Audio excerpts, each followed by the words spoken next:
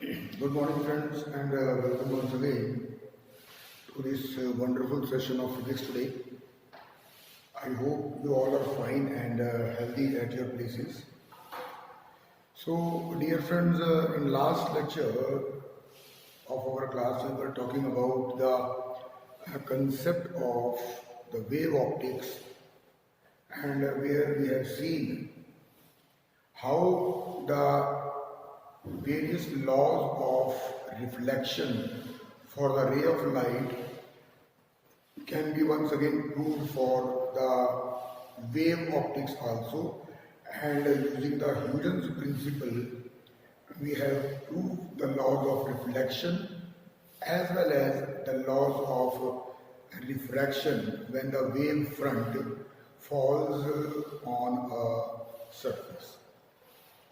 Now, dear friends, the next topic that we are going to discuss is about the further properties of the wave, and the first thing that we are going to discuss is called the superposition of the waves. The superposition of the waves. You know the meaning of superposition. This is what we are going to be talking about. The superposition of waves.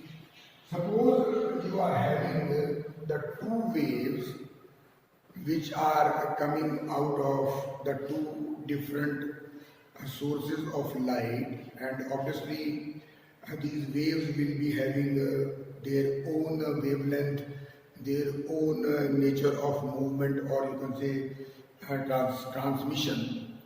Now, when these two wavelengths or when these two waves superimpose on each other, that means they interact with each other, what happens is called the superposition. Now, according to the principle of superposition, what happens? Naturally, when these two waves will superimpose, these results in a resultant. These two will give you a new wave. The interaction of these two waves will give you a new wave, and that is what we are going to talk about in the superposition of the wave. Now, according to the principle of superposition, what happens? The resultant of the two waves which superimpose on each other is basically the vector sum of their amplitudes or their displacements. It is the vector sum of their amplitudes or their displacements. Now, when we talk about the vector sum, you know that we are definitely going to talk about the directions of their movement. Now, suppose you have a wave having the amplitude y1, and suppose you have another wave which is having the amplitude or displacement as y2. Now, according to superposition of wave, when these two waves interact with each other, when they superimpose with each other, the resultant displacement y will be given by the vector sum of these waves. That means y will be equal to y1 plus y2. Is it clear? For example, suppose if I represent this in the form of a diagram, let this be my one wave which is having, let us say, the amplitude of y1, and this is my second wave which is having the amplitude, let me say, y2. Now, according to principle of superposition, you will have the resultant wave which will be represented almost like this. This dotted line will represent the resultant of these two waves when they superimpose on each other. And on the other hand, suppose you have this will be in this case it will be plus. Now suppose you have a wave. This is let me say this is y1, and let me say this is let us say y2. Wave y2. This is the amplitude y2. Now, in this case, you will get a resultant as y1 minus y2 because it is a vector sum.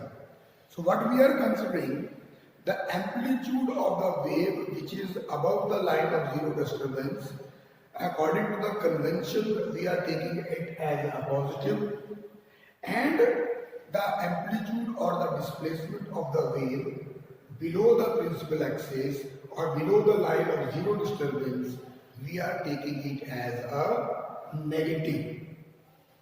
So when I combine these two, I get y is equal to y1 minus y2, because mathematically what we are going to write is y1 plus minus y2, and when you open this, you will get y1 minus y2.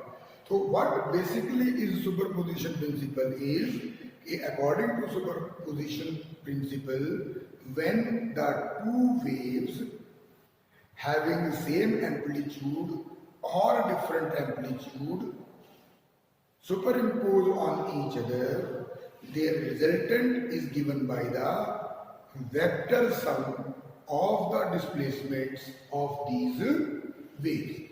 It is given by the vector sum. So both examples I have given you where the disturbances were both in one direction and where the displacements were in opposite direction, and it can be also considered like this. Suppose this is y1 and this is y2. So in that case you will get y is equal to minus common and again y1 plus y2. It means the resultant of these two waves will be again in the line which is below the line of zero disturbance. Is it clear? Now, one thing is very clear, my dear friends. Whenever the two waves move and superimpose on each other, you know that every wave is having two things. That is crust and trough. So wave 1 will be also having crust and trough, and wave 2 will be also having a crust and trough. So wave 1 will also have crust and trough, and wave 2 similarly will also have the wave crust and trough. Now when these waves superimpose on each other, there is a possibility that the crust of wave 1 will fall on crust of wave 2. It is the possibility if the crust of wave 1 will fall on the crust of wave 2, or it may be possible that the trough of wave 1 will fall on the trough of wave 2. It is a possibility. If the crust of 1 will fall on the crust and the trough of 1 will fall on the trough. Now, if this is the situation, in that case, the type of superposition we call as constructive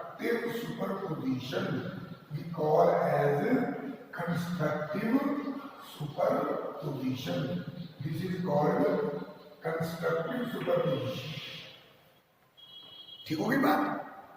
And on the other hand, if the situation is like where we have the crust of wave 1 falling on the trough of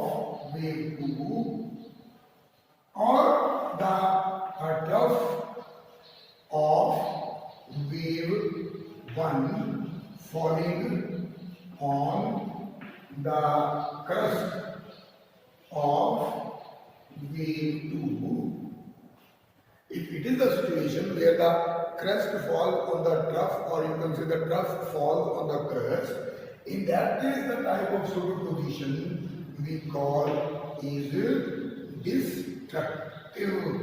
It is called destructive superposition. I hope this is clear to you.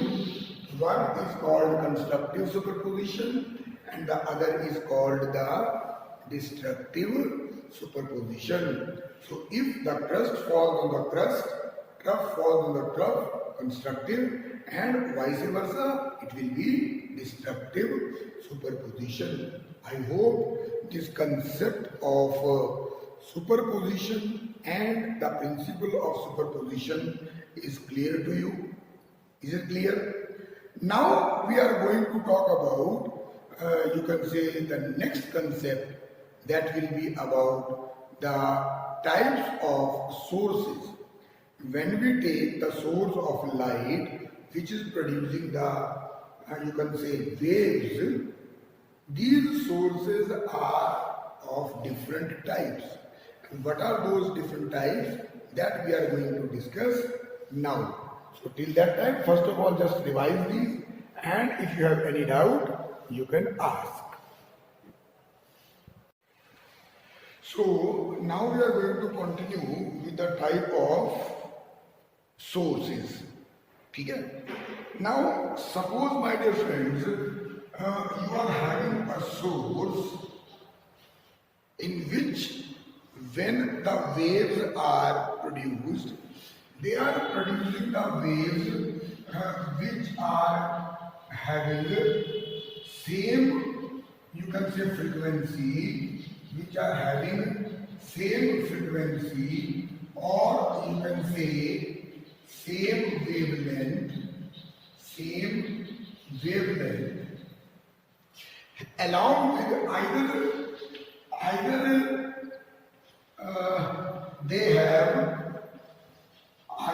they have same phase, either they are vibrating in the same phase, or they have a constant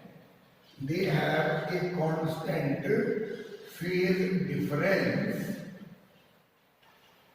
So in that case, the type of source will be called as coherent source.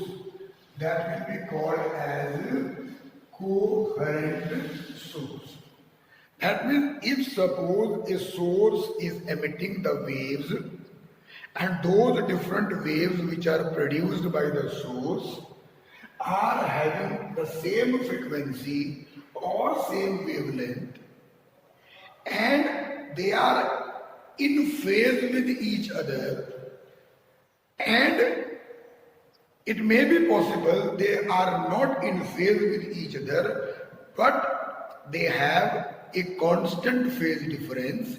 In that case, that source will be considered as a coherent source. That source will be considered as a coherent source. Now, dear friends, coherent sources are, that means they are capable of emitting the waves of same frequency. So if I want the frequency to be same, that means I need a source which is of coherent nature, and on the other hand, if there are certain changes, then that will be called as incoherent sources. That will be called as incoherent sources. So that means in incoherent sources, what will happen? There will be either not having the same frequency or same wavelength, or they may not have the vibration in the same phase. तो अगर इसका उल्टा हो जाए, then that is incoherent sources. So incoherent sources are those sources which are having different frequencies ठीक है ना. Or if suppose they are having same frequency but they are not in phase, they are not in phase, and also they do not have a constant phase difference. So in that case the type of source will be considered as incoherent source. So that is incoherent source. So these are the two types of sources of wave which we are going to talk about: coherent sources and incoherent sources. And the next topic that we are going to talk about is interference of light. Interference of light. So what is the meaning of interference? You know, interfere means when one wave superimpose or interact or combines with another force, then what will happen? This will be called as interference of the waves. That means suppose you are having, let me talk about, suppose you have a source and that source you can say is producing two different waves. These sources are producing two different waves. In this way, what will happen? So what will happen if you keep on moving like this? If you keep on moving like this, so this wave is interfering the movement of other. So this is called interference of the waves. That means whenever the two waves produced by the coherent source superimpose on each other, they result in the interference of the waves. And whenever there will be interference or superposition, you know what is going to happen? Two things are only possible.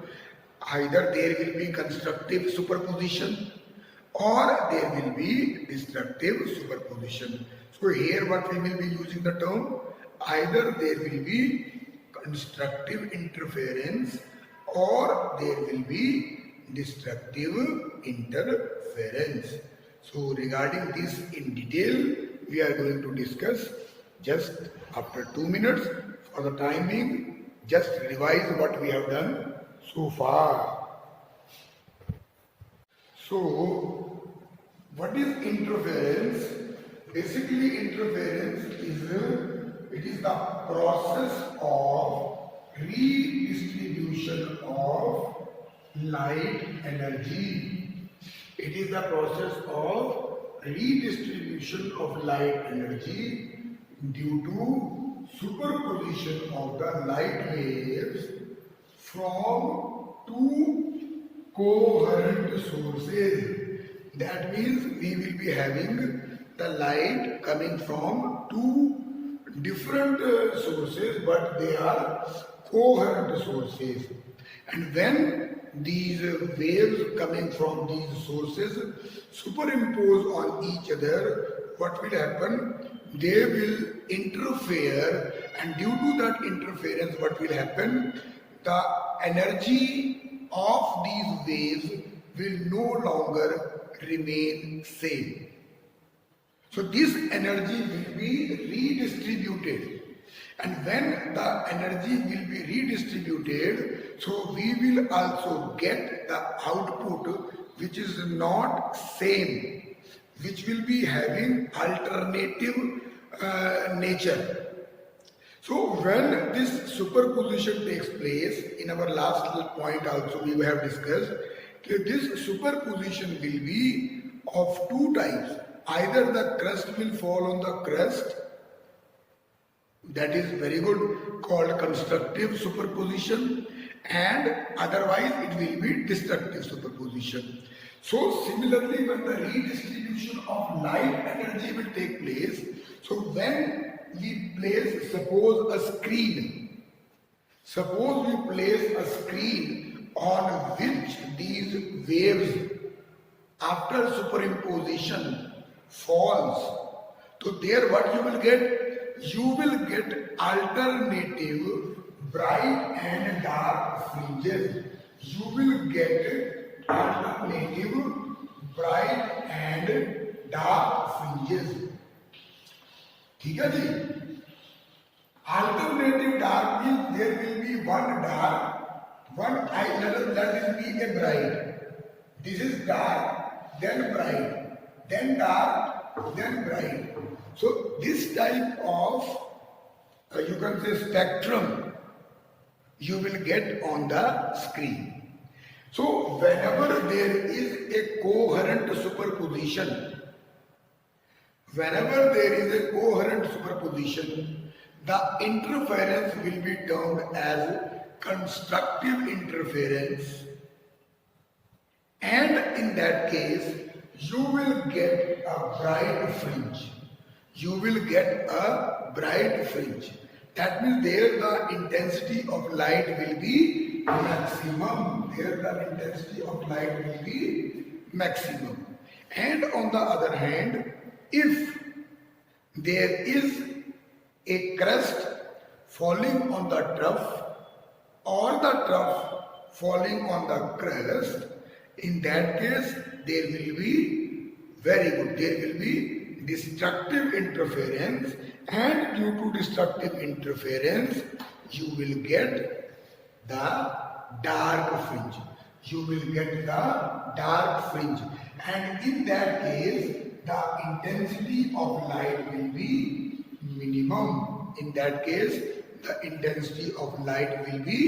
minimum.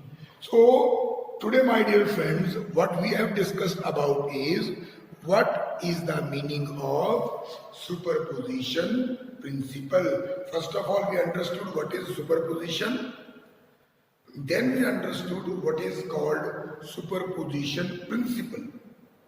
And after that, my dear friends, we discussed about the constructive superposition and the destructive superposition. And after that, the next point was what are the different sources of light. So again, two sources we discussed. One is called coherent source and another is called incoherent source. If the source emits the light of same frequency, same wavelength, and these waves produced are either in phase with each other or they are having a constant phase difference, in that case the source is coherent source. And if it is not so, that means neither they are emitting the waves of same frequency, and if they are emitting it for same frequency, then they are not in phase with each other and not having constant phase difference also. So that is called incoherent source. Next topic was what is interference. Whenever two waves superimpose on each other, what will happen? Their energy will be redistributed. Obviously, one will apply force on the other. So in that way, the energy transaction will be different. So the redistribution of the light energy when the two waves superimpose on each other, that is called interference. And that interference will result either in the form of a constructive superposition or destructive superposition. If you have a constructive superposition, the interference will be constructive interference, and in that case you will get the bright fringe on the screen having the maximum intensity of light. Otherwise, if suppose you have a destructive superposition, then interference will be also destructive interference, and finally you will be getting the intensity of light in the form of you can say dark fringe, and there the intensity will be minimum. So that's all for today. In our next lecture we will be talking about one of the very, very important concept, not only from the examination point of view, but from the concept point of view also, and that will be your Young's double slit experiment. And that experiment practically demonstrated the interference of light. So till we meet next time, you take care of yourself and have a wonderful day. But be safe, and that's all. Thank you very much. God bless you.